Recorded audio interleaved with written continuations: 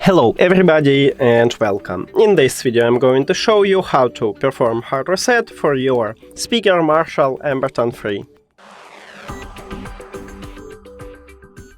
To perform a hard reset, firstly make sure that your your speaker is turned on, and after that you need to press and hold this Bluetooth button at the top of your speaker until this LED light turns into a red.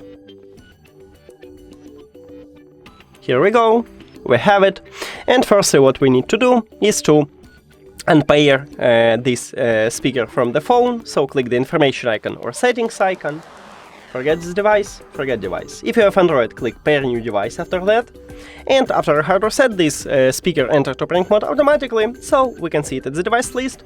Now tap on it, and we did it! Thank you for watching this video. If you found it helpful, please consider subscribing to the channel and leave the like on the video. See you later!